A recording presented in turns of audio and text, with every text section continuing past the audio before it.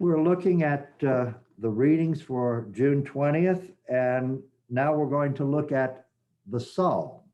And the response is, give thanks to the Lord, his love is everlasting. Give thanks to the Lord, his love is everlasting. They who sailed the sea in ships, trading on the deep waters, these saw the works of the Lord and his wonders in the abyss. Give thanks to the Lord, his love is everlasting. His command raised up a storm wind, which tossed its waves on high. They mounted up to heaven. They sank to the depths. Their hearts melted away in their plight. They cried to the Lord in their distress. From their straits, he rescued them. He hushed the storm to a gentle breeze, and the billows of the sea were stilled. Give thanks to the Lord, his love is everlasting. They rejoiced that they were calmed, and he brought them to their desired haven. Let them give thanks to the Lord for his kindness and his wondrous deeds to the children of men. Give thanks to the Lord, his love is everlasting. So what were the words and phrases that struck you when we were going through that?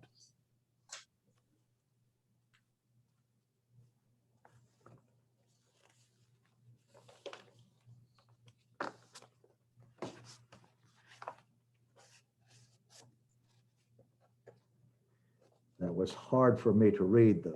The print is very tiny, and I had my computer glasses on. I should have had my number 3.25s on. I think the wonders of the abyss. The wonders of the abyss.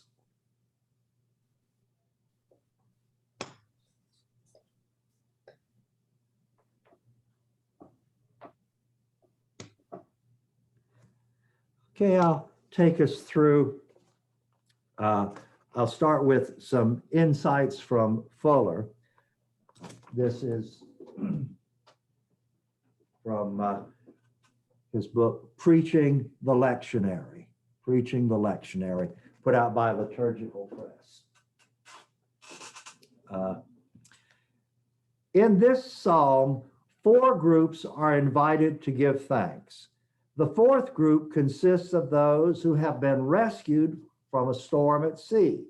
Thus, the psalm matches the first reading and the gospel.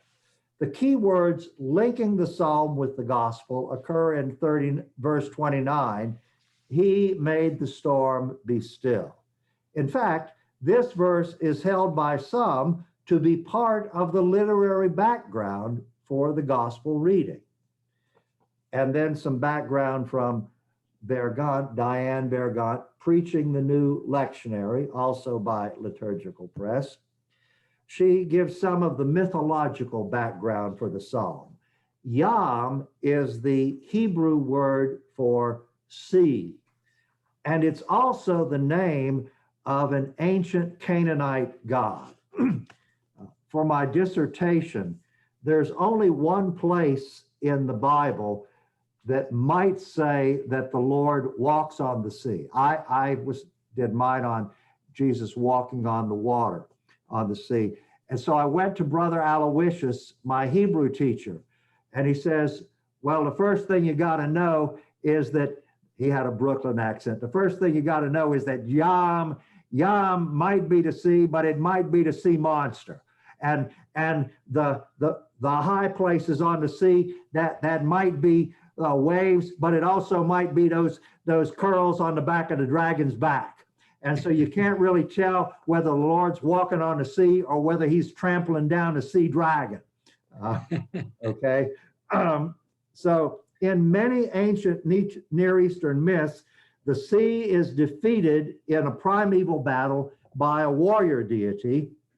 It is bound, but never completely destroyed. And so it remains a constant threat until the end of time when it will finally be defeated. And she gives a reference to Revelation, which I give you here, chapter 21, verse 1. Then I saw a new heaven and a new earth, for the first heaven and the first earth had passed away, and the sea was no more. Now, thinking in scientific terms, we realize the earth would be hell, to use a mythological word, without the sea. Without the sea, there would be no water cycle that results in snow and rain. Without the sea, the earth would be as desolate as the moon or Mars. We're horrified by the idea of earth without the sea. To understand the thinking of biblical poets, we have to bracket our scientific outlook on the world. We have to enter the world of mythology and poetry to appreciate their stories. Now, we have here a psalm of thanksgiving, and it gives several concrete examples of human beings who thank the Lord. I think Fuller identifies 4 groups. And our section concerns the merchants who survive a storm at sea. This is the RSV. Some went down to the sea in ships, doing business on great waters. They saw the deeds of the Lord, his wondrous works in the deep. And that's poetic. It's very compressed. You need to understand they saw the deeds of the Lord. They saw his wondrous works in the deep. And in the deep also goes on both sides. They saw the deeds of the Lord in the deep. So it's a very compressed poetic expression. Yes. For he commanded and raised the stormy wind, which lifted up the waves of the sea. Notice that verse 25 attributes the storm not to a rebellious God, but to the Lord himself. They mounted up to heaven. They went down to the depths, and it's not obvious whether they are the waves or the ship that's on the waves. But if the ship's on the waves, it's probably both. They mounted up to heaven. They went down to the depths. Their courage melted away in their evil plight. They reeled and staggered like drunken men and were at their wits' end. And this verse is omitted from the liturgy, perhaps because later we're going to have the disciples in the boat in the story. The liturgist did not want us thinking of the disciples as drunken men. They cried to the Lord in their trouble, and he delivered them from their distress. So the Lord, notice it's all capitals in the psalm, is Yahweh, the God of Israel. In the gospel story, Lord will refer to Jesus. He made the storm be still, and the waves of the sea were hushed. Notice that they're hushed. It's almost like the sea is a being who can speak. So you've got to tell it to be quiet. They're hushed. Those old mythological references to the sea god. Shut up, sea god. Then they were glad because they had quiet, and he brought them to their desired haven. So we have a frame in the psalm. The section of the psalm on the storm there actually begins in verse 21 and concludes 31. The 2 verses are identical, word for word. They form a frame around the passage. They make a sandwich of it. Let them thank the Lord for his steadfast love, for his wonderful works to the children of Adam. And I changed the RSV, the children of men. The Hebrew is B'nai Adam, the children of Adam.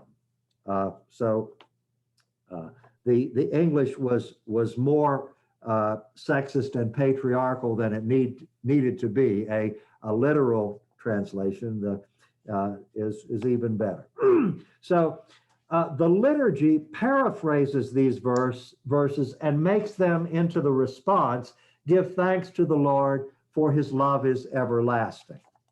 The steadfast love is chesed, is the Hebrew word, which is sometimes translated covenant fidelity, sometimes simply love, sometimes great love.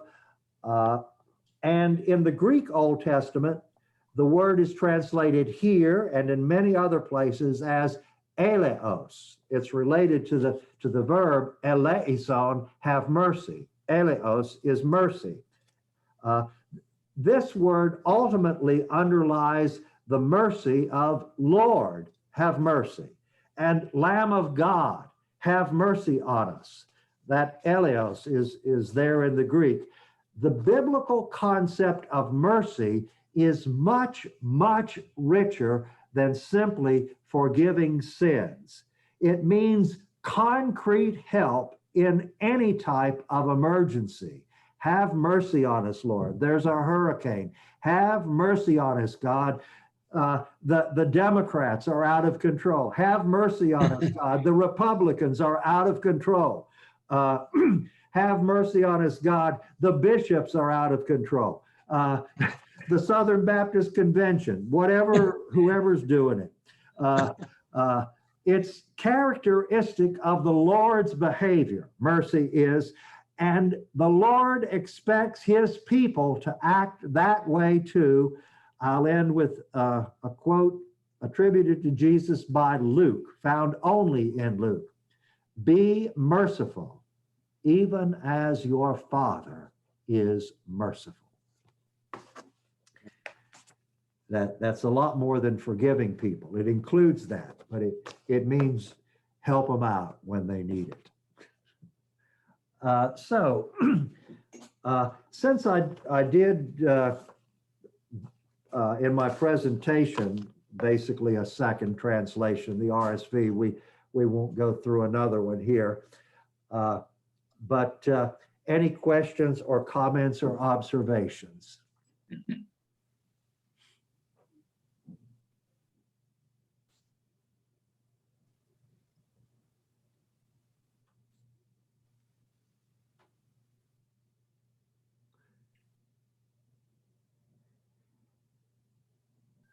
How about what is in the Psalm? What do we see as good news for those who recited the Psalm back in the Old Testament? Good news in the New Testament time when the New Testament was written. Good news for us today. What's the good news? Maybe the good news is that God is going to take care of us, no matter what the situation gets to be. God is going to take care. Okay. And good news. This is what this is what the sermon's supposed to be about, or the homily is supposed to be about. All this background information is fluff. It's not for the pulpit. It's for the Bible study class. We have for someone to stand up in the pulpit, they need to know what is the good news in these readings. And if they don't know that, they really don't belong in the pulpit that Sunday.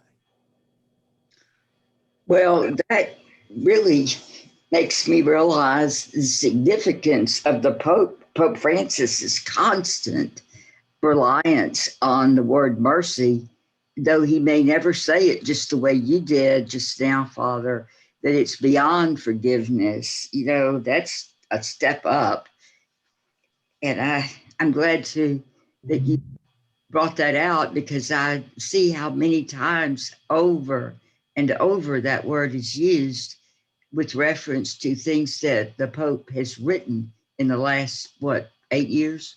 Yeah, now that you mention, I can't think of any particular title, but well, I mean, I'm just thinking of the number of times he uses it, and he doesn't really beat it to death and scold us if we're not merciful. He just sort of, to me, takes the idea that it is a virtue. he holds up the ideal and says, Yeah. Wouldn't it be great to be like this? Yeah. Don't, we have good angels and bad angels. Don't your good angels push you this way? Yeah. I have to say, that's a beautiful line, I think. Richard. We had a professor that stressed, talking about justice, Uh-huh. that justice, we always think of trying to achieve justice. Someone shoots someone else and you put that person to death. He said, but you never really achieve justice, because justice means restoration. You can't restore a dead person and come back to life. But we should emphasize, instead of justice, mercy and forgiveness, and not so much worry about the justice. Which professor was that? This was Dr. Cheryl White from LSUS. Uh-huh. She also is head of faith formation at the cathedral. Oh, okay. Yeah. Good. Very interesting. Okay. Always good to hear when good things are going on. And, and I hope also when we get to this point, I hope it gives you compassion for your deacons and priests who are going to have to stand in the pulpit on Sunday. And it's not easy. It's not easy to find the good news. Sometimes it's not obvious. And that's why we need to study and to pray. And it's a special blessing when we can talk to people like you and get input on, eventually, if I end up preaching on these readings, I might bring out some of what Dr. John and Marie were saying. That might get put into a homily. I'm a little confused. It seems like when we receive a homily, the homily is good news. Well, it's The whole supposed to be. thing is good news. Yeah. Now, there may be bad stuff in there that, they're referencing to make us holier, but it's good news. That's what a homily is to me. Am I wrong?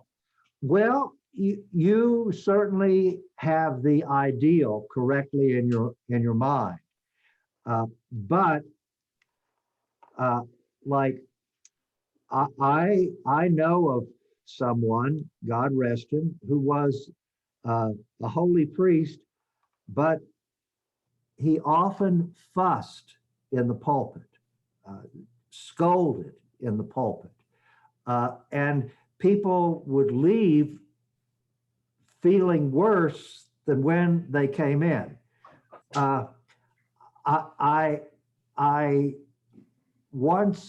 was preaching to deacons, and we were deacon candidates, and people were giving their Good Friday homilies, and it was really a downer. And I said at the end, I said, how did you want people to feel at the end of your homily? And he thought, and he said, guilty. I said, well, you succeeded. You succeeded, but your homily was not good news. It's not the gospel. The gospel is not we're guilty. The gospel is we are guilty and God has forgiven us. So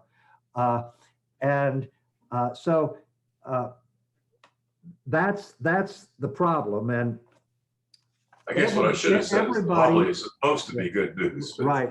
It's not always Everybody, good. including me, has a pet peeve, and to get up and harp on your pet peaves, that's not good news. And That's when I was a young priest, I decided, back then mini skirts were still in style, and there were a lot of skin seen in church and all. And I said, the smart thing is if their daddy lets them wear that, or their husband lets them wear that to church, you just keep your mouth shut, Father Pat. Smart move. But to get up and go on a tirade about something like that, that's fussing. That's not the gospel.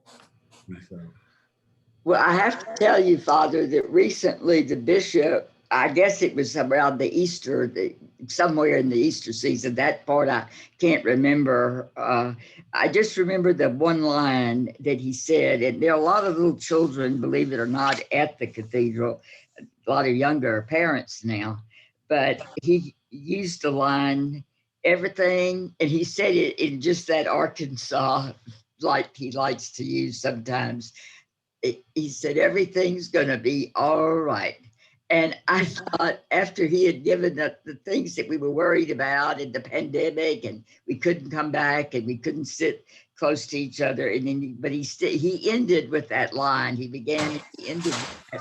And I really think that we don't get to see him very much, but I think things like that connect you to the bishop, and that in fact, he's got it. You know, he left us with what you said. yeah, his heart's in the right place. Yeah. Yeah. And about miniskirts, I owe my wisdom to my maternal grandmother. Her youngest daughter is my Aunt Dottie, but I'm a couple months older than she was, or she is, still living, thank to you, God.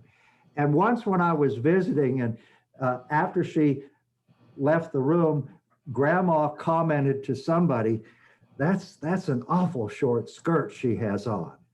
And then she said, of course, they do say you might as well be dead as out of style. So my father's side of the family was very pious. My mother's side of the family, that I get some realism from them. Okay, well, let's start our break. I'm going to end the recording and then we'll start our break. So.